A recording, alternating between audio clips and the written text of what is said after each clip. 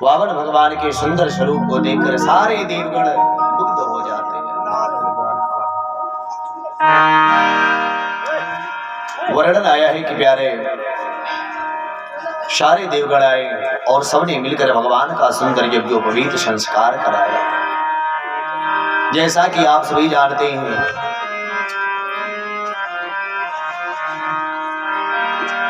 ब्राह्मणों का सबसे बड़ा संस्कार यज्ञोपवीत संस्कार है। यज्ञोपवीत संस्कार होने के बाद ही वह ब्राह्मण का बालक द्विज कहलाने के लायक होता है, द्विज कहलाने का अधिकारी होता है।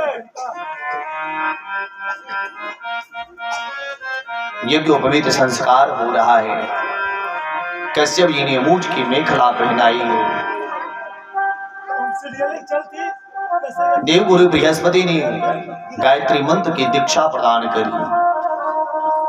भूदेवी ने चरण पादुका प्रदान किया। दिशाओं के स्वामी ने छत्र प्रदान किया। ब्रह्मा जी ने कमंडलू प्रदान किया।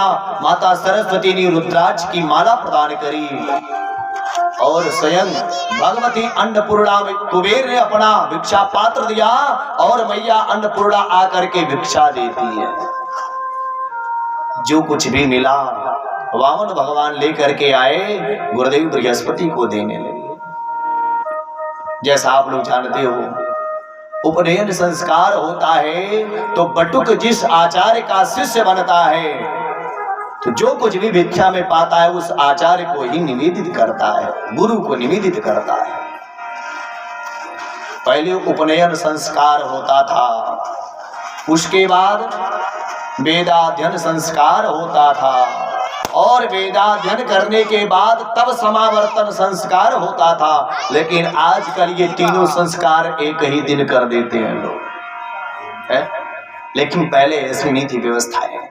पहले उपनयन संस्कार होता था, बाद में वेदाध्ययन संस्कार होता था और उसके बाद जाकर के जब शिक्षा ग्रहण कर लेता था बच्चा, तब जाकर के समावर्तन संस्कार होता था। गुरुदेव ने कहा कि ब्राह्मण जी, आपसे ये भिक्षा में नहीं चाहिए तो क्या चाहिए गुरुदेव? कहे त्रैलोक्य का राज्य मुझे भिक्षा में दो। बामन जी ने कहा गुरुदेव ये मिलेगा कहाँ? कहीं ये तो आज आपको केवल राजा बलि दे सकता है, दैत्यराज बलि देगा और कोई नहीं दे सकता।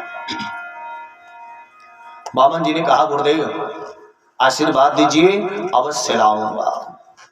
गुरुदेव का आशीर्वाद लिया, माता पिता के चरणों में प्रणाम करते हैं और बलि राजा के यहाँ चलते। बलि राजा के यहाँ चलते हैं। उनके छोटे छोटे पैर हैं, छोटे छोटे हाथ हैं, उनकी सुंदर मतवाली चाल को देख करके सारे देवगण मोहित हो जाते हैं और कहती क्या है? मतवारी जाकी चाल मैया अदिति को लाल, मतवारी जाकी चाल मैया अदिति को लाल, मतवारी जाकी चाल मैया अदिति को लाल, मतवारी जाकी चाल मैया अदिति को लाल, मैया अदिति को लाल, बाबा कश्यप जी को लाल, मैया अदिति को लाल, बाबा कश्यप को लाल, मैया अदिति को लाल, बाबा कश्यप जी को लाल, मैया अदिति को लाल, बाबा कश्यप को लाल, मतवारी जाकी चाल मैया अदिति को लाल, मतवारी जाकी चाल मैया अदिति को लाल, मतवारी जाकी चाल मैया अदिति को लाल, मतवारी जाकी चाल मैया अदिति को लाल,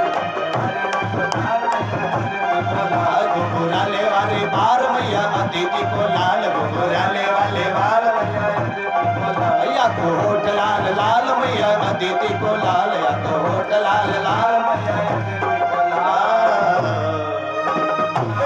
भगवान की जय। छोटी सी भगवान है, छोटे छोटे पैर, छोटे हाथ है, कंधे पर झोली रख दिया है, कुशा की चटाई ले ली है, छत्र ले लिया, कमंडलू ले लिया, रुद्राक्ष की माला धारण कर लिया, पैरों में खड़ा उठाल करके वामन भगवान चल देते हैं बलि के यहाँ आ रहे हैं। और यज्ञशाला में बलि और शुक्राचार्य जी साथ बैठे हैं। बलि कहता गुरुदेव वो देखिए कौन ऐसा तेज मूर्तिमान पुण्य चला आ रहा है मेरे यज्ञशाला की तरफ, हमको लगता है जैसे सूर्य उतर आया हो, आज मेरे यज्ञशाला में आ रहा हो। शुक्राचार्य जी ने कहा बेटा अगर ये सूर्य है इसमें संदेह है तो ये चंद्रमा जरूर है, क्योंकि इसके स्वरूप देखो, इसके चेहरे की कांति देखो, चंद्रमा की भी सुंदरता को मात देने वाली है। ऐसे सुंदर स्वरूप हमारे बामन सरकार बनाए हैं। बलि के पास पहुंच गए भगवान। बलि खड़ा हो गया और स्वागत करता है। स्वागतम ते नमस्तुभ्यं ब्रह्मन् किं करवामि ते ब्रह्मर्षीणां तपः साक्षात् मन्ये आर्यवपुर्धरम्। बलि कहता है हे ब्राह्मण देवता आपका स्वागत है, स्वागतम स्वागत। ए सीताराम, आवाज नहीं, पहले ही कहा मुख बंद करके काम करिए, शोर नहीं।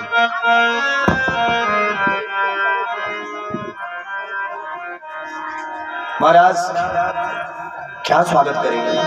बलि कहता है मुझको तो ऐसे लगता है आज सारे ऋषियों का तेज आपके भीतर समाहित हो गया है। आप मेरे कुटिया पर आए हो। आज तो मुझे लगता है कि मेरी कुल धन्य हो गया, मेरा कुल पावन हो गया। अद्य पितरस् तृप्ताद्य,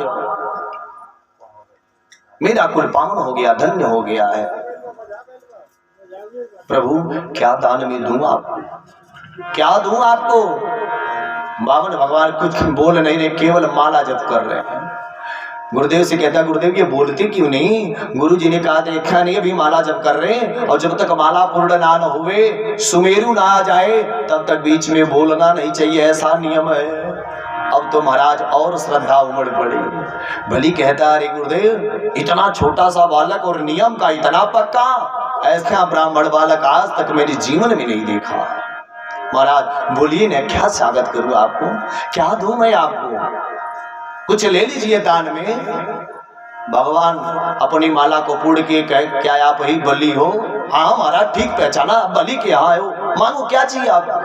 भगवान कहे लेकिन भैया मैंने तुम्हारे बाबा का नाम सुना, तुम्हारे पर बाबा हिरण्यकशिपु दानवीर, तुम्हारे बाबा प्रहलाद दानवीर, पिता विरोचन दानवीर और उनकी का पुत्र बलि, तुम दान देने की बात करते हो तो आश्चर्य नहीं है, परंतु क्या बताऊं मेरा धर्म है कि मैं किसी से कुछ लेता नहीं। बलि ने कहा अरे महाराज तो यहाँ तो लेना पड़ेगा, मांगिए ना, ले लीजिए, कुछ ले लीजिए। बामन भगवान ने कहा क्या करने के लिए लेना?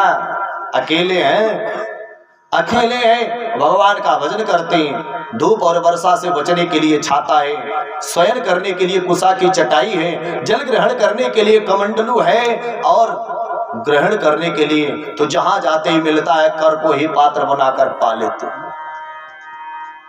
कर को ही पात्र बनाकर पाते थे। श्री स्वामी हरिहरानंद जी महाराज, इनका नाम ही कर पात्री पड़ गया। वैसे उनका नाम हरिहरानंद सरस्वती था, लेकिन उन्होंने निर्णय कर लिया और कर को ही पात्र बना लिए, जितना उनके कर में आता उतना ही ग्रहण करते थे प्रसादी, इसलिए उनका नाम ही कर पात्री महाराज बन गया। बामन भगवान ने कहा कि मैं भी करपात्री बन गया, मैं भी जो आएगा पाने। कहा अच्छा महाराज अगर अपने लिए नहीं ले सकते क्योंकि कम से कम ब्राह्मणी के लिए, पत्नी के लिए ले लीजिए। बामन भगवान ने कहा जो अकेले हैं तो क्या करने के लिए भाई, और पत्नी के चक्कर में मत डालो, पत्नी है ही नहीं। तो बलि ने कहा अगर महाराज पत्नी ने ये तो आपका विवाह करवा दे, पत्नी हो जाएगी तब तो कम से कम ले सकते हो। बामन भगवान कहे तो दान बाद में देना, पहले विवाह करा दो। कहता गुरुदेव इनके जो के कन्या ढूंढवाइए, ढिढोरा पिटवाइए और इनका विवाह कराइए। बामन भगवान ने कहा अरे भाई पूरी बात सुनो तो सही, क्या बताइए महाराज? कहे भाई विवाह के चक्कर में क्यों डालती हो, एक दिन रोना पड़ता है। बलि ने कहा क्या बात कर रहे हो महाराज, भला विवाह करके कौन रोता है, कुछ रोना धोना नहीं। बामन भगवान ने कहा एक बात बताओ, अभी तो अकेला हूँ, चाहे जहाँ चाहता हूँ चला जाता हूँ, और रहने का कोई ठिकाना नहीं, कोई व्यवस्था नहीं। अगर पत्नी आ जाएगी तो रहने के लिए मकान चाहिए, चाहिए कि नहीं? और वो भी लेटरिन बाथरूम बेडरूम से अटैच होना चाहिए आज का जो समय है। अब अगर नहीं है हमारा तो तेरी मेरी कट्टी आप जानते ही हो जाएगा। तो बामन भगवान ने भी कहा रहने के लिए तो कोई स्थान चाहिए। बलि ने कहा, रे महाराज पूरा गांव दे दूंगा, महल बनवा कर दूंगा, कुटिया नहीं महल रखूंगा। अच्छा, रहने की व्यवस्था हो गई, खाने की व्यवस्था, इतना अन्न दूंगा कि जीवन भर कहीं जाने की आवश्यकता नहीं पड़ेगी भाई। और आभूषण इत्यादि की व्यवस्था, कहता है कि इतना कंचन इतना सोना दूंगा कि आप पहन नहीं पाओगे। और गाम कांचनम गुणवद्धाम अमृष्टम तथा नपेय मुतवा विप्रकन्याम, गैया दूंगा, सोना चांदी हीरा जवाहरात दूंगा, घर दूंगा, रहने के लिए स्थान दूंगा, अन्न दूंगा कि जीवन में कभी आपको कहीं जाने की आवश्यकता नहीं। वामन भगवान ने कहा, भाई मान ले बच्चे हुए तो उनकी शिक्षा दीक्षा की व्यवस्था, कहीं अपने बाबा का स्कूल है ना, हिरण्याकश्यप दानव महाविद्यालय खुलवाए हमारे पर बाबा जी, विद्यालय में दाखिला फ्री, शिक्षा का टेंशन मुक्त हो जाइए, कोई फीस की व्यवस्था आपको चिंता नहीं करनी। और आजकल के माँ बाप तो फीस के ही लिए मर जा रहे हैं भाई, क्योंकि ये कॉन्वेंट स्कूल वाले जितनी कमाई आप जीवन भर करो फिर फीस भरते जाओ, फीस भरते जाओ। स्कूलों की फीस इतनी बढ़ गई है आज के समय में कि एक सामान्य व्यक्ति जीवन भर कमाए और बच्चे की फीस अदा करता रहे, घर पे नून तेल लकड़ी के अलावा 1 रुपया बचा नहीं पाएगा।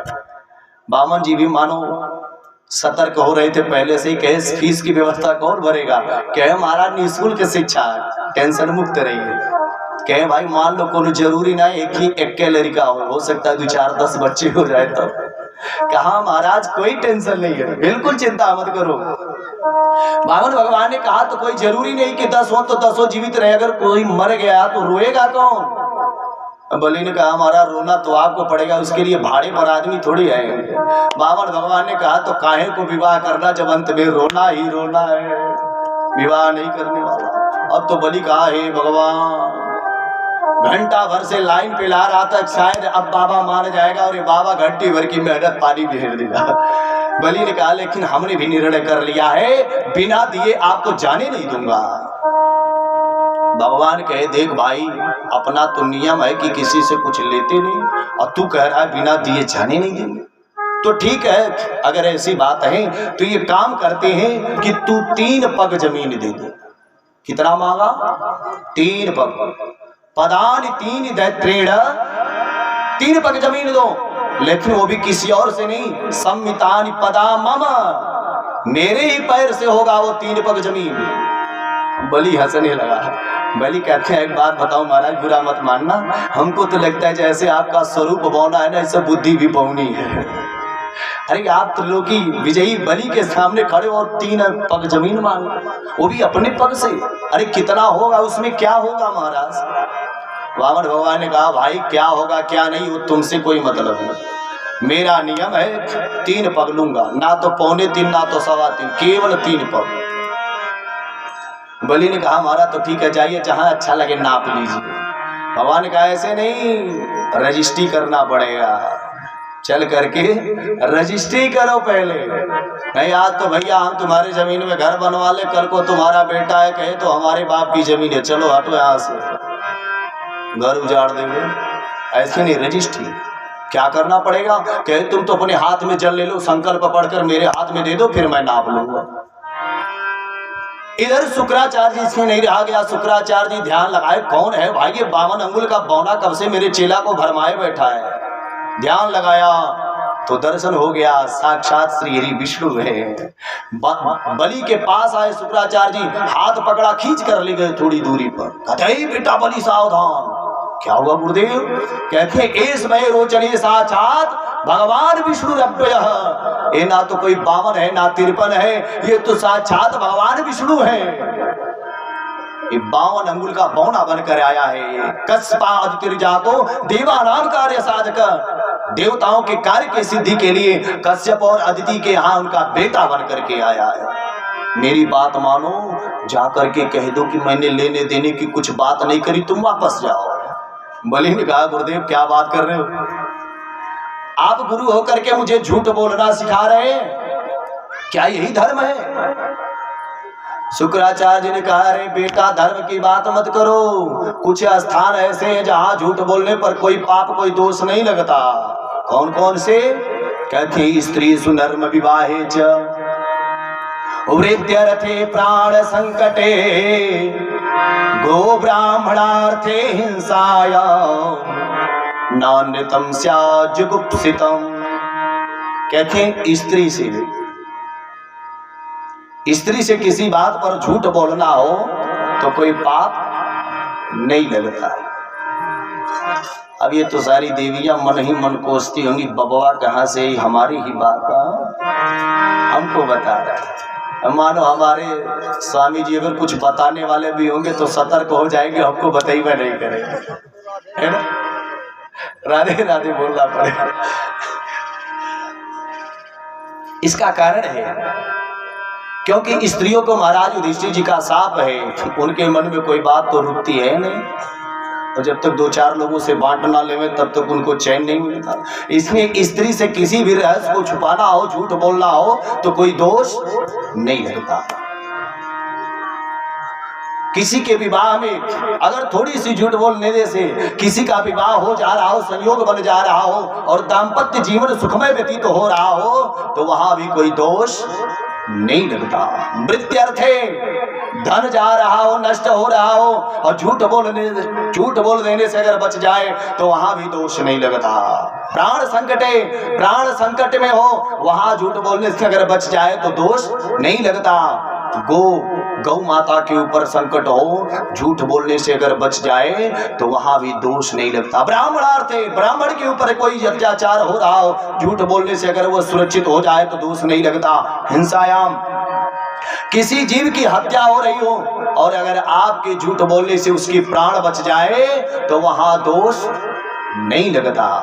बेटा तेरा तो सब कुछ लुट जाएगा, बर्बाद हो जाएगा, तो इसलिए मेरी बात मान जा, कहते कुछ लेने देने की बात नहीं, वापस जाओ। बलि ने कहा गुरुदेव अगर ये 52 अंगुल का बौना है तो 3 पग जमीन चाहे जहां मर्जी करे नाप लेगा, और अगर ये साक्षात विष्णु है तो मुझ बलि का आज गौरव होगा कि दुनिया को देने वाला दाता भगवान विष्णु आज याचक बनकर बलि के सामने हाथ फैलाएगा और मैं दाता बनकर उसके हाथ में अपना हाथ रखूंगा। बोल बाबा भगवान की जय। बलि ने कहा मेरे तो दोनों हाथ में लड्डू है गुरुदेव, मुझे मना मत करो। बामन भगवान ने कहा बलि देना हो तो दे भैया, समय बर्बाद मत कर, समय ज्यादा नहीं है। हाँ आया प्रभु, दौड़ करके आया, कमंडलू को उठाया तो शुक्राचार्य जी से नहीं रहा गया। पुराणांतर प्रसंग मिलता है कि शुक्राचार्य जी अपना सूक्ष्म रूप बना करके जब उस कमंडलू में ही बैठ गए, कमंडलू में बैठ गए, जल ही नहीं गिरने देंगे, संकल्प कराओगे कैसे। अब वो बलि बार बार लुटिया को उल्टे जल गिर ही नहीं रहा। बामन भगवान समझ गए। बामन भगवान ने कहा अरे लाओ बलि मुझे दो, लगता है रखे रखे जंग पड़ गई है इसमें, लाओ अभी साफ कर देता हूं। और जो कुसा की चटाई रखी थी पैनी कुसा निकाली और छिद्र में दे मारा, कुसा भीतर गया, एक बल्ब फ्यूज हो गया। गोविंदाय नमो नमः। एक आप गए, बेचारे शुक्राचार्य जी तड़पते चिल्लाते बाहर आए। भगवान ने कहा शुक्राचार्य जी भीतर की दृष्टि तो बहुत तेज है, मैं भगवान विष्णु कितना भी बन करके आया लेकिन तुम्हारी नजर से बच नहीं पाया। ज्ञान विराग नयन गुणकारी, तुम्हारी बड़ी तेज दृष्टि, लेकिन बाहर का जो नेत्र है ना, इस पर शिष्य मोह का पुत्र मोह क्या अतिबिंद चढ़ गया। और एक नेत्र प्रदान कर मानो भगवान कह रहे थे शुक्राचार्य जी सारे संसार को समान दृष्टि से देखो, सम दृष्टि से देखो, एक दृष्टि से देखो, कोई भेद नहीं होना चाहिए। तेरे द्वार खड़ा भगवान भगत भर दे रे जोगी, भगत भर दे रे जोगी।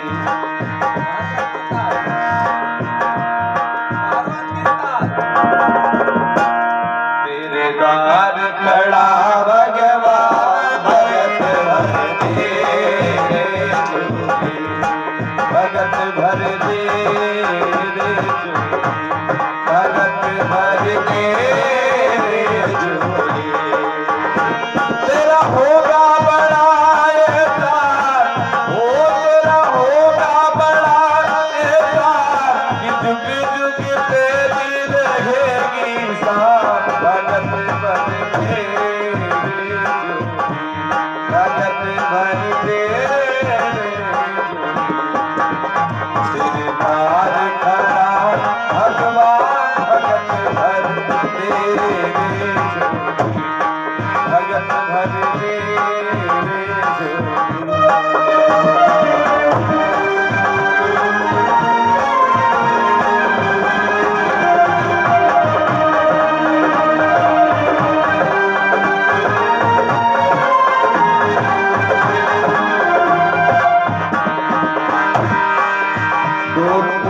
है सारी धरती देख रे, डोला गगन है सारा।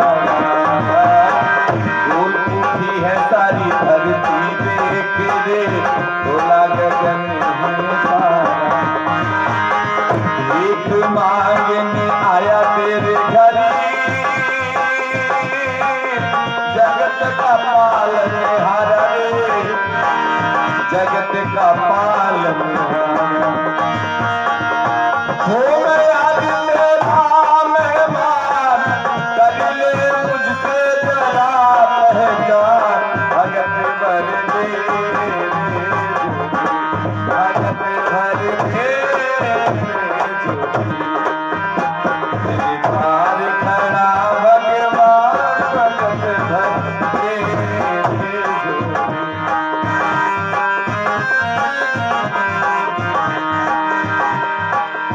आज लुटा दे रे सर्वस अपना, मान ले कहना मेरा। आज लुटा दे सर्वस अपना, मान ले कहना मेरा। मिट जाएगा पल में तेरा, जन्म जन्म का फेरा रे, जन्म जन्म का फेरा। तू छोड़ी सकल अभिमान, हमारी कर ले रे तो अपना दान। भगत भर दे, भगत भर दे, तेरे द्वार खड़ा भगवान, भगत भर दे। हो तेरा होगा बड़ा ऐसा, होगा बड़ा ऐसा कि जुग जुग तेरी रहेगी साथ। भगत भर दे, भगत भर दे, गाय खड़ा भगवान, भगत भर दे, भगत भर दे। बोल बाबा भगवान की।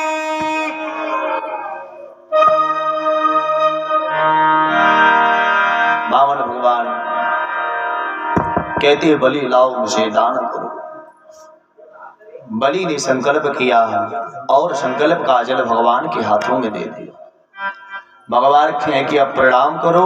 और जैसे ही बलि भगवान के चरणों में प्रणाम किया है कि भगवान अपना विराट स्वरूप बना लेते हैं। बोल विराट भगवान की जय। विराट रूप धारण किया और वर्णन आता है प्यारे, एक पग में नीचे के सातों लोगों को नाप लेते हैं। अतल वितल सुतल रसातल महातल तलातल और पाताल सारे लोगों को नाप लिया परमात्मा। दूसरा पग आगे बढ़ाए हैं तो महाराज जैसे ही भगवान का पग ब्रह्मलोक में पहुंचा कि ब्रह्मा जी ने उनके चरणों को धुल करके अपने कमंडलों में रख लिया। वही विष्णुपति भगीरथ के तपस्या पर प्रसन्न हो करके ब्रह्मा के कमंडलों से निकली है और प्यारे हिमालय पर आए अलकनंदा चच्चू भद्रा सीता चार नामों में परिणित हो करके कलकल निनाद करती हुई पावन करती है सारे धरा को, सारे धरा के जगत के प्राणों। दूसरे पग में ऊपर के सातों लोगों को प्रभु ने नाप लिया। भू भू स्व म जन तप और सत्य सारे लोग। भगवान ने कहा कि बलि तुम तो 3 पग जमीन देने को कहे थे और 2 ही पग हुआ, अब तो तुम नरकों में जाओगे। और कहते हैं कि इसे बांध लिया जाए, ये अपराधी है। ब्राह्मण को 3 पग जमीन देने को कहा और 2 ही दिया है। गरुड़ आए और गरुड़ जी ने बलि को पास में बांध लिया। गरुड़ ने बलि को पास लिया, पास में बांध लेते हैं और भगवान कहते हैं कि तू नरक में जाएगा। बलि कहा महाराज 1 बार नहीं 1000 बार नरक में जाना पड़े मुझे भय नहीं, मुझे डर नहीं लगता है। मुझे अगर डर लगता है तो केवल कलंक से। कल क्यों दुनिया वाले ये ना कहें कि बलि एक ब्राह्मण को 3 पग दे क्यों कहा और दे तक नहीं पाया। एक बात बताइए, धन बड़ा होता है कि धनवान? बाबत भगवान ने कहा कि भाई धनवान बड़ा होता है, धनवान से ही तो धन आता है। बलि ने कहा कि अभी तक आपने धन को नापा है, उस धन का धनवान है बलि आपके सामने पड़ा है, मुझे नाप लीजिए। और तीसरा पग जैसे भगवान ने बलि के सर पर रखा है कि उनके नेत्रों से आंसू छलक गया। पदम तृतीयम पुरुषीर्षम में निजम। भगवान कहते वारे बलि, तेरा सब कुछ छीन लिया परंतु तूने अपना धैर्य नहीं छोड़ा, धन्य है तेरा जीवन। इतने में बलि की पत्नी विंध्यावली आ गई और वो आकर के भगवान के सामने हाथ जोड़ करके कहती है कि हे प्रभु, ये संसार तो आपका खेल का मैदान है, सारे जगत के मालिक तो आप हो। अरे क्यों आपने कृपा करके धन वैभव यश सब प्रदान कर दिया और हमारे स्वामी अपने को ही त्रैलोक्य का राजा समझने लगे, त्रैलोक्य का मालिक समझने लगे, तो आप ही आज उसे फिर ले लिए। देने वाले भी आप हो और लेने वाले भी आप ही हो, आप जैसे देते हो वैसे ही ले लेते। आज आपने हमारे स्वामी के अभिमान को दूर कर दिया है, दूर कर दिया प्रभु। प्रहलाद जी प्रकट हो गए, ब्रह्मा जी आए और ब्रह्मा जी ने कहा वाह प्रभु, जो आपको एक पुष्प दे देता है, चढ़ा देता है, उसको आप माला माल कर देते हो, और इस बलि ने अपने आप को ही न्यौछावर कर दिया, अभी बंधनों में बांध करके रखे हो, बंधन मुक्त करो, ये कहाँ का न्याय है? तो बलि बंधन से मुक्त किया है प्रभु ने। और भगवान कहते बेटा बलि मांगो, कौन सा वरदान चाहिए तू? मैं तुम्हारी इस निष्ठा भाव से अति प्रसन्न हूं, क्या चाहिए?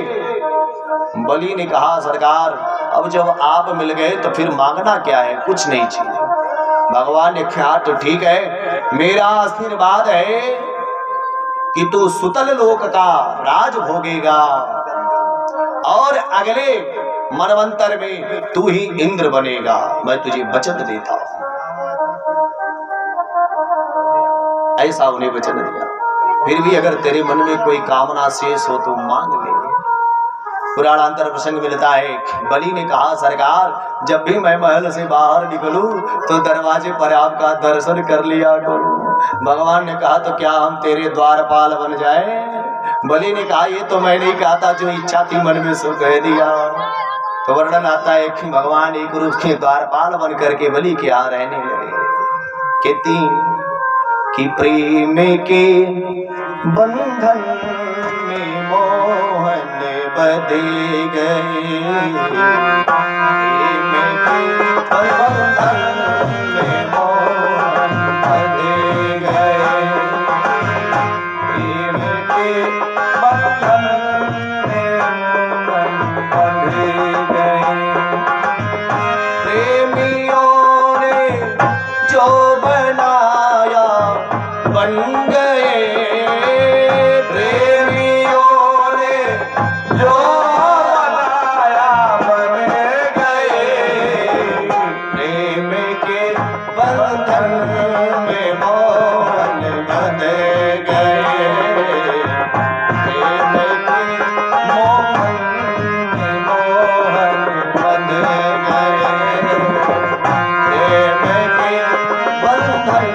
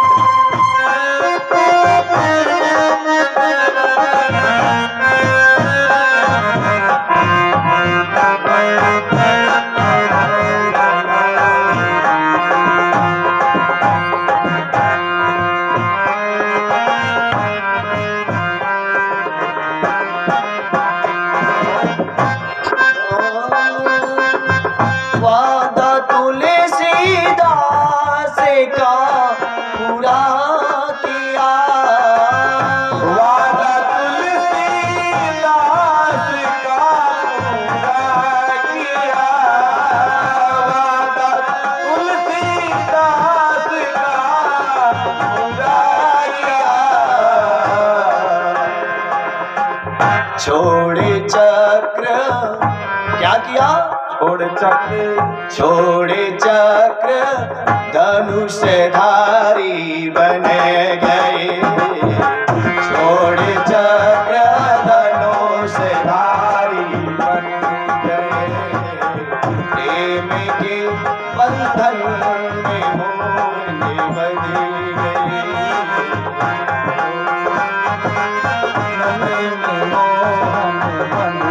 गए, प्रेमियों ने जो बनाया बन गए, प्रेमियों ने जो बनाया बन गए, प्रेम के बंधन में मोह बंध गए, बंधन में मोह बंध गए। बोल भक्तवत्सल भगवान की जय। आज बलि के प्रेम में भगवान बध जाते हैं और बलि के यहाँ द्वारपाल बने गए। वर्णन आता है कि एक बार भगवती लक्ष्मी आई और बलि के पास आई।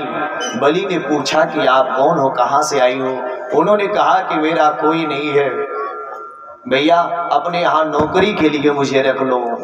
तो बलि ने उनको अपने घर पर रख लिया और भगवती लक्ष्मी उसके यहाँ नौकरी करने लगी। और जब भी फुर्सत मिलता तो भगवान से आकर दरवाजे पर मिल लेती, बातें कर लेती। माँ भगवती ने कहा, सरकार भक्त के लिए क्या रूप धारण कर लिया, दरबान भी बन गए। भगवान ने कहा, क्या करूं? भक्त तो अपने प्रेम के बंधन में हमको बांध लेते हैं, कुछ भी बना लेते हैं। भक्त जो बनाता वही बन जाता हूं। वर्णन आता है कि राखी का पावन पर्व आया और भगवती लक्ष्मी ने बलि की कलाई पर राखी बांधी। बलि ने पूछा, बहन बोल तुझे क्या उपहार दूं? तो भगवती लक्ष्मी ने कहा, भैया अगर तू देना ही चाहता है तो अपना द्वारपाल मुझे दे दे। बलि ने कहा कि तू है कौन, अपना परिचय दे। मैं तो तुझे दूंगा लेकिन अपना परिचय दे। तब भगवती लक्ष्मी ने अपना परिचय बताया है। क्यों? वर्णन आता है कि भगवती लक्ष्मी आज भगवान को वहां से लेकर के वैकुंठ धाम को आए हैं। बोल लक्ष्मी नारायण भगवान की जय। आगे वर्णन आता है कि एक सत्यव्रत नाम के राजा थे। एक बार गए स्नान करने के लिए सागर में, और वहां स्नान करने के उपरांत जब अंजलि में उन्होंने जल उठाया तो उसमें एक मछली आ गई। सत्यव्रत जी ने जल को छोड़ दिया, मछली गिर गई। फिर उठाए, फिर वही मछली आई, फिर छोड़ दिया, फिर उठाया, फिर मछली आई। उस मछली ने आवाज लगाया, अरे राजन, मुझे यहाँ से कहीं सुंदर जगह पर व्यवस्थित करो, क्योंकि यहाँ बड़े बड़े जीवों से मुझे भय लगता है, वो मुझे खा लेंगे। राजन ने कमंडलू में रख लिया, महल में लेकर आए, एक सुंदर से पात्र में डाला, परंतु आश्चर्य के एक ही रात्रि में मछली उस पात्र के बराबर हो गई। फिर उसने आवाज लगाई, राजन मुझे यहाँ से भी बड़े जगह पर डालो, मुझे घुटन होती है। राजन उससे भी बड़े पात्र में व्यवस्थित किए, फिर भी रात्रि भर में वो मछली बढ़ जाती। फिर आवाज लगाई, राजन मुझे यहाँ भी घुटन होता है, इससे बड़े जगह में डालो। राजा सत्यव्रत ने उससे भी बड़े जगह पर डाला, फिर वही दक्षा, फिर अंत में लेकर के सागर में आए और वही डाल देते हैं। और कहा कि आप कृपया परिचय दें अपना, आप हैं कौन? भगवान ने कहा कि मैं नारायण। आज के ठीक 7वें दिन प्रलय होगा, सारी सृष्टि जलमग्न हो जाएगी और तू सत्य की नैया को, सत्य की नैया की रस्सी को मेरे सिंह से बांध देना। मैं मत्स्य रूप में अवतरित होऊंगा और मेरी सिंह से बांध देना, और अगर मेरी सिंह से बांध देगा तो तू बच जाएगा, नहीं तो तू भी जल में डूब जाएगा। वर्णन आया है प्यारे कि 7वें दिन प्रलय हुआ है, सत्य की नैया आई, उसमें मार्कंडे इत्यादि महात्मा लोग बैठे और महाराज सत्यव्रत जी ने उस नैया की रस्सी भगवान के चरणों से जोड़ दी और उनका भी उद्धार हो जाता है। प्यारे, ये सत्य की नौका क्या है? ये मानव शरीर ही सत्य की नौका है, और वो रस्सी ये मन ही है। और वो सिंह भगवान के चरण है। इस मन रूपी रस्सी को अगर भगवान के चरणों से जोड़ दिया तो इस नैया का अभी पार हो जाएगा, अन्यथा भवसागर में डूब जाएगा, तेरा भी नरक होगा। इसलिए भगवान के चरणों से इस मन रूपी रस्सी को बांधो। अगर गांठ मारनी है तो भगवान के चरणों से लगाओ, उनकी खूंटी में बांधो प्यारे। और भगवान की खूंटी से अगर बांध दिया है तो कितना भी प्रलय आए कुछ भी बिगाड़ नहीं सकता। हमारे साथ श्री रघुनाथ तो किस बात की चिंता, शरण में रख दिया जब माथ तो किस बात की चिंता। न खाने की, न पीने की, न मरने की, न जीने की, और कर रहे गान श्री हरि का तो फिर किस बात की चिंता। इस तरह से महाराज सत्यव्रती के मनोरथ को पूर्ण करने के लिए भगवान मत्स्य रूप में अवतरित हुए। बोल मत्स्य भगवान की जय। तो आइए अष्टम स्कंद की कथा को यही प्रणाम करते हैं। अब नवम स्कंद की कथा में प्रवेश करते हैं, जिसमें 24 अध्याय हैं। 12 अध्यायों में सूर्यवंश का वर्णन, जिसमें आए हमारे राम जी, और 12 अध्यायों में चंद्रवंश का वर्णन है, जिसमें आए हमारे श्याम जी। तो प्यारे शुकदेव स्वामी राजर्षि परीक्षित को ये पावन कथा श्रवण कराते हुए कहते हैं कि परीक्षित, न शक्यते विस्तर तो वक्तुम वर्ष शतैरपि। ये सूर्यवंश की कथा 100 वर्षों में भी विस्तार से कही नहीं जा सकती। इसलिए संक्षेप में सूर्यवंश की कथा को हम लोग श्रवण करें। और ये दास भी यही निवेदन करता है, क्योंकि समयाभाव, अगर सूर्यवंश की कथा में घुसे तो फिर अगले 9 दिन के लिए तिवारी जी को 1 डेट और बढ़ा देना पड़ेगा है। ये भागवत की कथा यही रह जाएगी, अब से सूर्यवंश की कथा शुरू होगी। तो संक्षेप में अगर संक्षेप की कथा करेंगे तब भी 9 दिन तो लग ही जाएगा। वैसे विस्तार से तो 100 वर्षों में भी संभव नहीं। कथा तो अनंत सागर है प्यारे, और सूर्यवंश की गाथा तो बड़ी लंबी चौड़ी है। इसलिए इस सूर्यवंश की कथा को हम कहीं प्रणाम करेंगे, कहीं आचमन करेंगे, और कहीं गोता लगाते हुए हम लोग आगे चंद्रवंश की कथा में प्रवेश करेंगे, क्योंकि आज ही वो सुंदर घड़ी है हमारे प्यारे प्रभु का सुंदर जन्म महोत्सव का आनंद लेना हम सबको। वर्णन करते हैं महाराज श्रीमन नारायण भगवान की बेटा ब्रह्मा जी हैं, और ब्रह्मा जी के बेटा हुए महामुनि मरीचि, मरीचि के बेटा हुए कश्यप जी, और कश्यप के ही बेटा हुए विवस्वान सूर्य, जिनसे चला सूर्यवंश। इनके बेटा हुए श्राद्ध देव मनु, श्राद्ध देव मनु, इनकी पत्नी श्रद्धा देवी। संतान एक भी नहीं हुआ। एक बात बताऊं कि सूर्यवंश के राजाओं के यहाँ ये विशेषता रही कि बिना यज्ञ के संतान नहीं होते थे, और चंद्रवंशी राजाओं के बिना झगड़े के विवाह नहीं होते थे। दोनों की अलग व्यवस्था। तो मैत्रा वरुण नामक पुत्रेष्टि यज्ञ कराया, जिसके फलस्वरूप ब्राह्मण लोग यज्ञशाला में बैठे। राजा श्राद्ध देव मनु चाहते कि मुझे पुत्र हो, परंतु महारानी श्रद्धा देवी आई। उन्होंने ब्राह्मणों से कहा, महाराज मुझको पुत्री चाहिए, अगर पुत्री हो गई तो मुँह मांगा इनाम दूंगी। ब्राह्मणों ने मंत्र को बदल दिया, परिणाम स्वरूप उनको एक सुंदर पुत्री का जन्म हुआ, पुत्री प्राप्त हुई। और महाराज इसी का नाम इला पड़ गया, एक कन्या को जन्म दी। श्राद्ध देव मनु वशिष्ठ जी के पास आए, कहा गुरुदेव ये मंत्रों का फल भी अब विपरीत होने लगा क्या? गुरुदेव ने कहा क्यों, क्या हुआ ऐसा? हम तो पुत्र की कामना के लिए यज्ञ करवाए, यहाँ तो पुत्री हो गई, क्या अब इन मंत्रों का समुचित फल नहीं प्राप्त हो रहा है? वशिष्ठ जी ने कहा, अरे नहीं नहीं भैया, फल तो बिल्कुल सही प्राप्त हो रहा है, पता लगाने दो। वो एक बात बताऊं कि लोग कहते हैं कि आजकल पूजा पाठ का फल नहीं मिलता है। फल बिल्कुल मिलता है प्यारे, इसमें संदेह नहीं है। फर्क इतना है कि उस पूजा पाठ अनुष्ठान को करने की आपकी योग्यता कितनी है, बात इस पर निर्भर करती है। आज भी जप तप पूजा पाठ स्वाध्याय संयम नियम का उतना ही फल है, लेकिन आपकी योग्यता पर निर्भर करता है कि आप उस अनुष्ठान के योग्य हो कि नहीं है। और ऊपर करो, इसको और ऊपर करो। कहते हैं महाराज, अब किसी ने नियम बना लिया कि 11 माला बिना जप किए हम चाय पानी नहीं पीते हैं, नियम बना लिया। अब महाराज किसी दिन थोड़ा देर तक सोते रह गए, थोड़ी लेट हो गई, उठे, स्नान किया और बैठ गए जप करने। जब करने बैठ गए महाराज तो 9 माला पूरा हुआ है। अभी इतने में देवी जी अपने समय अनुसार वो कप ले आई, चाय वाली प्याली ला करके सामने रख दी। अब तो ये जब दृष्टि पड़ी चाय पर, अब तो सोच रहे अभी तो 9 माला पूरा की, अभी तो 2 माला बाकी है, क्या करूं? अब तो बंद करके पी भी नहीं सकते, क्योंकि नियम है 11 माला बिना जप किए पीते नहीं है। तो महाराज उस समय आप उस माला की स्पीड देखना, और 9 माला की रफ्तार से जब किया और वो 2 माला की रफ्तार से जब करते स्पीड देखना, वो बढ़ जाता है उसकी स्पीड। और कभी कभी तो माले में से उस माले को निकाल कर, जब माली से माला निकाल कर देखता है कहां सुमेरु चला गया, कहीं गायब तो नहीं हो गया।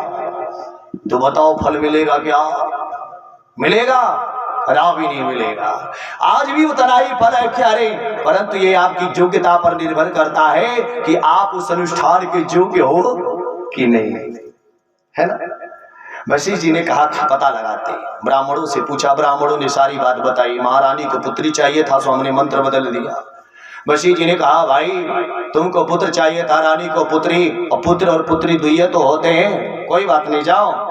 श्राद्ध ने कहा ना हमको तो पुत्र ही चाहिए महाराज। वशिष्ठ जी ने कहा तो जो होना था हो गया। साध्वी मनु ने कहा हम आपके प्रभाव को जानती हैं, आप चाहे तो उस कन्या को ही बालक बना सकते हो, पुत्र बना सकते हो। वशिष्ठ जी ने अपने तपोबल के प्रभाव से उस कन्या को ही बालक बना दिया। नाम पड़ गया सुदुम्न, सुदुम्न नाम पड़ गया महाराज।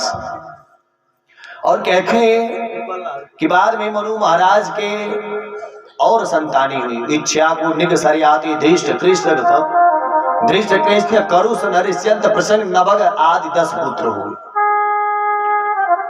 और वर्णन आता है कि इन्हीं 10 पुत्रों से ही इस सूर्यवंश का विस्तार हुआ। जो सरियाती नाम के राजा थे, इनकी एक कन्या हुई बड़ी ही सुंदर, जिसका नाम सुकन्या था। एक बार सुकन्या को लेकर महाराज सरियाती वन में गए।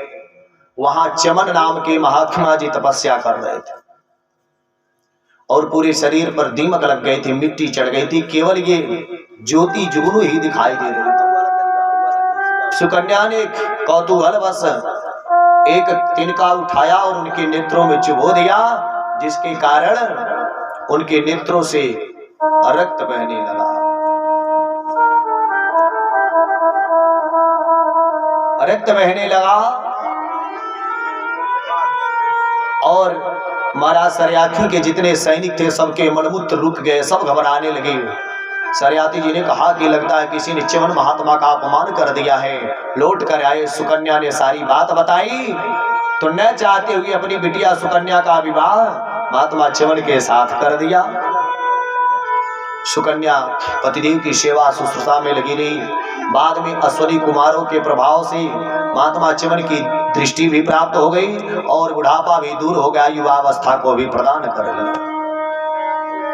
वर्णन करते हैं कि महाराज इन्हीं के वंश में महाराज रेवत हुए और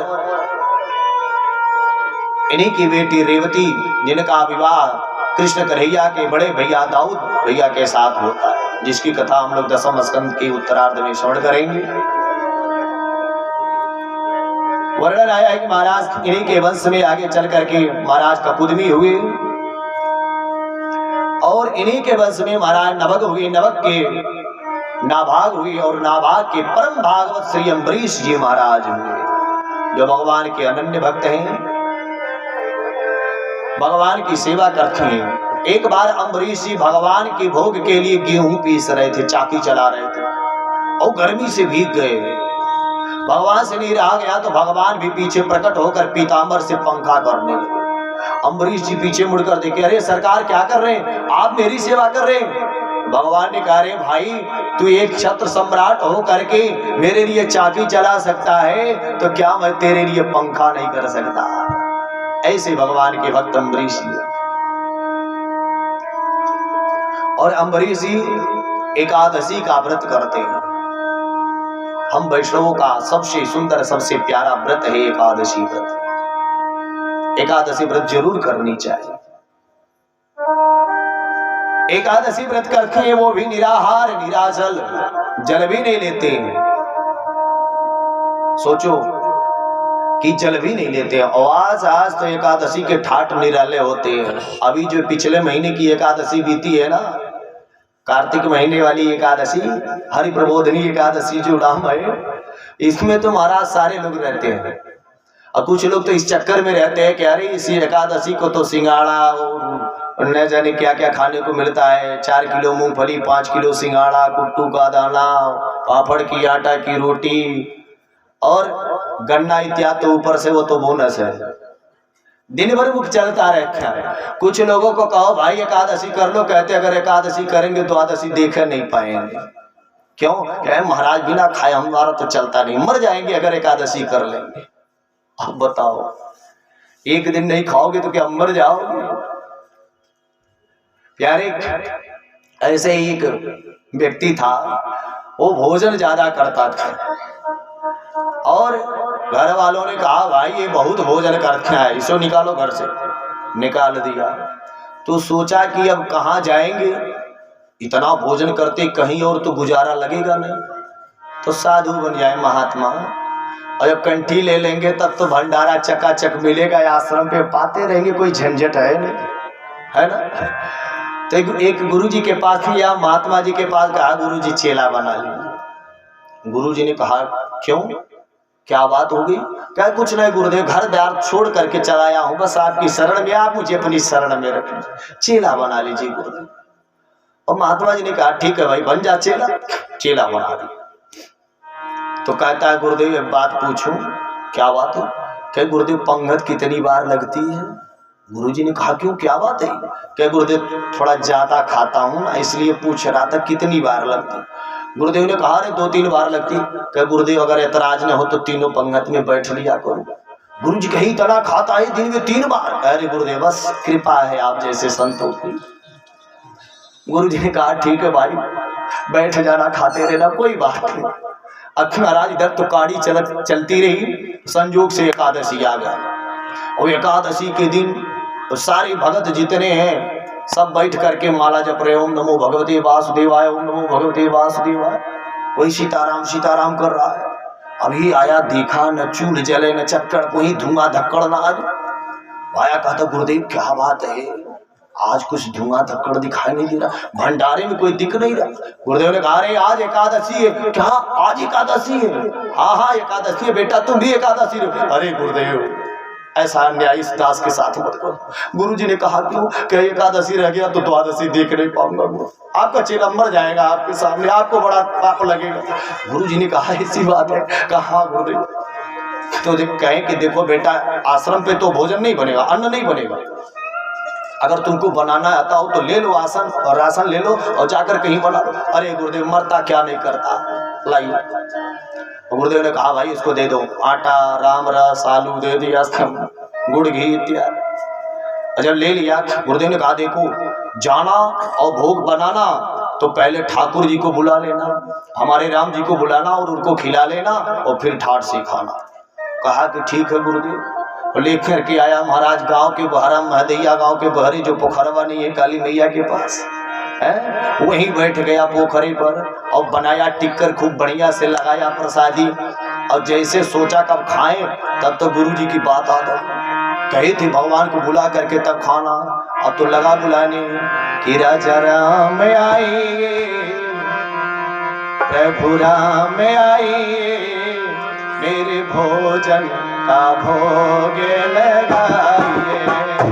राजा राम आइए, राम आइए, मेरे भोजन सारे लोग ताली बजा के लगाइए।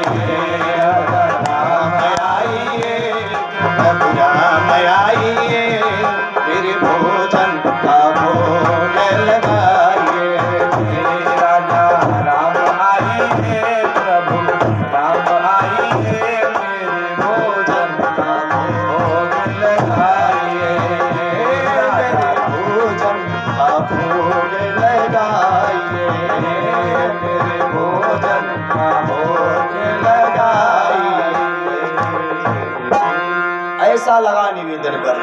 राजा राम आइए, प्रभु राम आइए, मेरे भोजन का भोग लगाइए।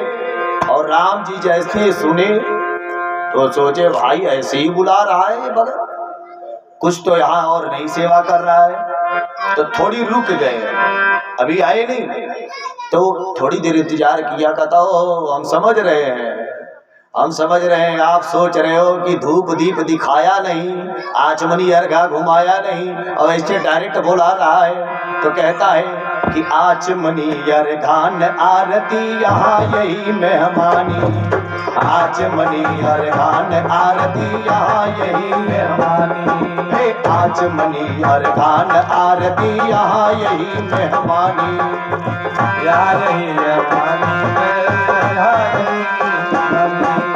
और कहता है कि सरकार यहाँ ना तो आचमनी है न अर्घा है, हम तो आए हैं यहाँ बनाए टिकर ही सरोवर का जल ग्रहण करेंगे, और आप भी पाना हो तो आ जाओ। आचमनी अर्घान आरती यहाँ यही मेहमानी, आचमनी अर्घान आरती यहाँ यही मेहमानी। और कहता है सूखी रोटी पाओ प्रेम से, पाओ प्रेम से, सूखी रोटी पाओ प्रेम से, पियो नदी का पानी, राजा राम आइए, प्रभु राम आइए, मेरे भोजन का भोग लगाइए, राजा राम आइए, प्रभु राम आइए, मेरे भोजन का भोग लगाइए, मेरे भोजन का भोग लगाइए, मेरे भोजन का भोग लगाइए। और भगवान अभी नहीं आए तो कहता है भी आप नहीं मानोगे हमारी बात, अगर हमारी बात नहीं माने ना तो पता चलेगा। आप सोच रहे हो कि मंदिर पे जाओ कि आश्रम पे वहां मिलेगा, अरे वहां अगर मिलवे करता तो हम यहाँ क्यों आए हो, वहां कुछ नहीं है। भूल करोगे यदि तज दोगे भोजन रूखे सूखे, भूल करोगे यदि तज दोगे भोजन रूखे सूखे, भूल करोगे यदि तज दोगे भोजन रूखे सूखे, भूल करोगे भोजन रूखे सूखे। मंदिर में है आज एकादशी, मंदिर में है आज एकादशी, भगत कह रहा है मंदिर में है आज एकादशी, बैठे रहोगे भूखे, राजा राम आइए, प्रभु राम आइए, मेरे भोजन का भोग लगाइए, राजा राम आइए, प्रभु राम आइए, मेरे भोजन का भोग लगाइए। लगा बुलाने, जब कहा अगर यहाँ नहीं आओगे ना वहाँ भी कुछ नहीं मिलेगा, वहाँ तो आज चूल्हा चक्कर जरी नहीं रहेगा, उपवास करोगे दिन भर, ठाकुर जी से नहीं रहा गया, राम जी चल दिए। और जैसे निकले जानकी मैया कहीं कहाँ, कहीं एक भगत बुला रहा है, बड़ी बेसब्री से चल रहे भोग पाने। मैया ने कहा तो हम भी चलेंगे, और जानकी जी के साथ भगवान राघवेंद्र सरकार प्रकट हो गए। बोल सियावर रामचंद्र की जय। भगत देखा, कहे गजब की भगवान है, एक को बुलाया तो दुई लोग आए, अब दुइये का हिस्सा लाए थे, अब तो खत्म हो जाएगा, अब क्या करें। अब तो कभी रोटियां देखें तो कभी भगवान को देखें। भगवान कहे क्या बात है भगत, क्यों बड़े बेसब्री से देख रहे हो, बड़ी आश्चर्य भरी दृष्टि से देख रहे हो। कुछ नहीं कुछ नहीं, आप पाओ पाओ पाओ, कोई बात, आप बड़े प्यारे लग रहे हो, पाओ पाओ कोई बात। अब तो राम जी और जानकी मैया मिल के सारा पा गए, कुछ भी नहीं बचा। तो कहा कि अच्छा कोई बात नहीं। आया गुरु जी ने कहा कि बेटा पाए, कह रहे क्या पाए, जिसलिए यहाँ से छोड़ करके गया पोखरे पर नदी के पास की, वहां कम से कम मिल जाएगा। और आपने कहा भगवान को बुला लेना, और जैसे ही बुलाया एक को बुलाया दुई आए, और सारा वही लोग खा गए, अपने राम तो एकादशी ये कर बैठे। बताइए, गुरुदेव कहे अच्छा। गुरु जी ने सोचा एक खाता ज्यादा है, लगता है कम पड़ गया, इसलिए बहाना मार रहा। किसी तरह से 15 दिन बीता महाराज, फिर एकादशी आई। गुरु जी ने कहा कि चेला आज भी जाओगे? कहे अरे गुरुदेव मरता क्या नहीं करता, जाना ही पड़ेगा, लेकिन एक निवेदन है, सामग्री और बढ़ा दीजिए। एक को बुलाया, 2 आ गए, कदाचित अब की बार 2 आए तो फिर कम से कम मुझे मिल जाए। तो गुरुदेव ने कहा ठीक है, इसकी सामग्री बढ़ा दो। और लेकर के आया और महाराज बना करके जैसे तैयार किया और फिर लगा बुलाने कि राजा राम आइए, सीताराम आइए, मेरे भोजन का भोग लगाइए। राजा राम आइए, सीताराम आइए, मेरे भोजन का भोग लगाइए। मेरे भोजन का भोग लगाइए, मेरे भोजन का भोग लगाइए। और जैसे ही राम जी जानकी मैया के साथ चलने लगे, लखड़ लाला कहे सरकार कहाँ? कहे भगत का भोग पारे, कहे हम चलेंगे। अब की बार महाराज लखड़ जी के साथ भगवान आ गए। बोल राघवेंद्र सरकार की जय। और जब 3 लोग आए तो फिर भगतवा रोटी देखे और भगवान को देखे। भगवान कहे कि क्या बात है? कहे कुछ नहीं, आओ। अब जैसे पाना शुरू कहे सुनिए। भगवान ने कहा क्या बात है? कहे हमने आपका ठिका लिया है भोग लगाने को, आपके पूरे खानदान का नहीं। 1 को बुलाया, 2 बुला गए, 2 को बुलाया, 3 आ गए, अब की बार फिर खा जाओगे। हम क्या ऐसे एकादशी करते रहे? राजी राजी ईमानदारी से बता दो अगली बार कितनी लोग आओगे, कितने लोग आओगे ये बता दो, ताकि हम उसी हिसाब से सामग्री ले आए। राम जी ने कहा अरे भगत तुम बुलाओगे हम आ जाएंगे, घबराओ नहीं हम आएंगे। चले गए।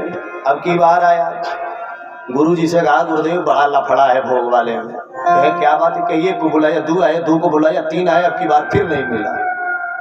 गुरु जी कहे लगता है कितना खाता ये, भूखा ज्यादा रहेगा। अब की बार एकादशी आई, कहा कि 4 गुना सामग्री दीजिए। क्या भरोसा आपके घर भर को लेकर के चला है? तो गुरु जी कहे सामग्री बढ़ाओ। गुरु जी कहे इतना तो खा नहीं पाता हो, जरूर ये बेचता हो। सामग्री बढ़वा दिया और पीछे पीछे गुरुदेव भी लग लिए। अब ले करके आया सामान सब, महाराज गठरी रखा वहीं पोखरे पे। अब सोचा बनाए, फिर सब तो सोचने लगा नहीं अब की बार बनाएंगे नहीं, अब की बार पहले बुला लें और आएंगे, पता तो चल जाएगा कितने लोग आ रहे हैं कितने नहीं, उसी हिसाब से बनाएंगे। और लगा बुलाने कि राजा राम आइए, सीताराम आइए, लक्ष्मण राम आइए, मेरे भोजन का भोग लगाइए। राजा राम आइए, सीता राम आइए, लक्ष्मण राम आइए, मेरे भोजन का भोग लगाइए। हाँ मेरे भोजन का भोग लगाइए, हाँ मेरे भोजन का भोग लगाइए। अब की बार जैसे राम जी जानकी मैया लखड़ लाल के साथ चलने को तैयार हुई कि भरत शत्रुघ्न आगे कहे कहाँ देख रहे कब से चक्कर चल रहा है। पहले अब आप और माता जी गई, फिर ये लखड़ लाल गए, कहाँ जा रहे हैं आप लोग? भगवान करे भाई ये भगत बुलाता है भंडारे के लिए, तो कहे हम भी चलेंगे। भाई दोनों भैया तैयार हुए और जैसे महल के बाहर आए हनुमान जी गदा लिए खड़ा, कहे हम का बाहर रहेंगे, हम भी चलेंगे। कहे भाई तू भी चल। और पूरे परिकर को लेकर सरकार हमारे प्रकट हो गए। बोल राघवेंद्र सरकार की जय। और कहे कि लाओ भगत भोजन। कहे हाँ अब पता चला ना, वो रही सामग्री, बनाओ और खाओ। राम जी ने कहा बनाया नहीं। कहे काहे बनाए जब हमको मिलना नहीं है? हमको मिलेगा नहीं तो बनाए काहे को? अपना बनाओ और खाओ। अब क्या महाराज ऐसा जो कहा भगत कहता है भोजन मुझसे बनत नहीं बनाए, मुझसे बनाए नहीं बनता, जब अपने को मिलना नहीं काहे को बनाए। तब श्री भरत जी भंडारे बनाने लगे, श्री भरत जी भंडारे बनाने लगे, श्री भरत जी भंडारे बनाने लगे, श्री भरत जी भंडारे बनाने लगे, श्री भरत जी भंडारे। भरत जी भंडारा बनाने लगे और कहते क्या है? चुन के लकड़ी लखन लाल लाने लगे सुन के लकड़ी लखन लाल लाने लगे श्री भरत जी भंडारी बनाने लगे श्री भरत जी भंडारी बनाने लगे श्री भरत जी भंडारी बनाने लगे। और भरत जी तो बेचारे भंडारा लगे से कर, हम भंडारा बनाए और हनुमान जी क्या कर रहे हैं, कहते हैं पूछते पूछ से आंजनेय चौका, जहाँ बनाना है पूछ से आंजनेय चौका, जहाँ भोजन बनाना है ना उसकी सफाई कर रहे हैं। अब कहाँ वहाँ मिलेगा महाराज बसना वगैरह, पूछिए से कि पूछते पूछ से आंजनेय चौका और पीछे हाथों से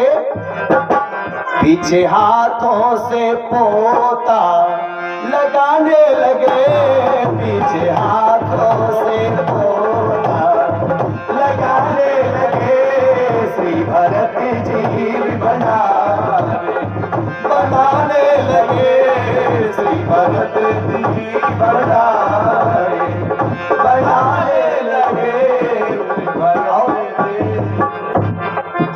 भरत जी भंडारे के लिए तैयार, हनुमान जी चौका लगा रहे, लकड़ा लकड़ी। अब शत्रुघ्न कहते चेते चूल्हे इधर और उधर शत्रुघ्न, भरत जी इधर चूल्हा चढ़ा रहे हैं और उधर शत्रुघ्न कहते हैं कि चेते चूल्हे भरत और उधर शत्रुघ्न साग भाजी, ऐसे नहीं हाथ ऊपर करो ताली बजाते हुए, वो साग भाजी अमनिया कराने लगे, साग भाजी अमनिया कराने लगे श्री भरत जी भंडारी बनाने लगे श्री भरत जी भंडारी बनाने लगे।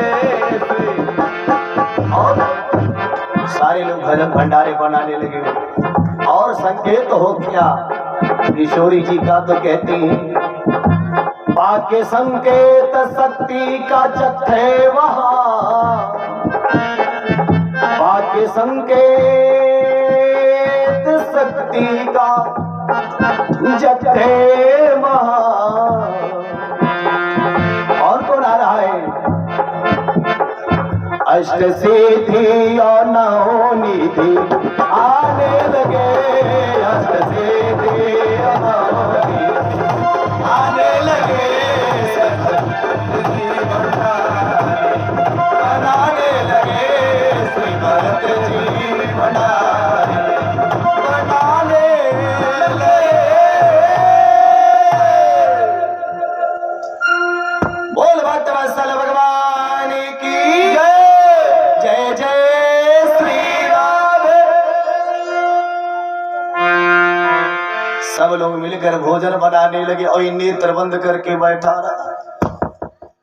गुरुदेव आ गए, गुरुदेव कहे हे भगत नेत्र क्यों बंद करा है, चल बना, क्यों बना नहीं रहा, कह रहे गुरुदेव भले आए समय से।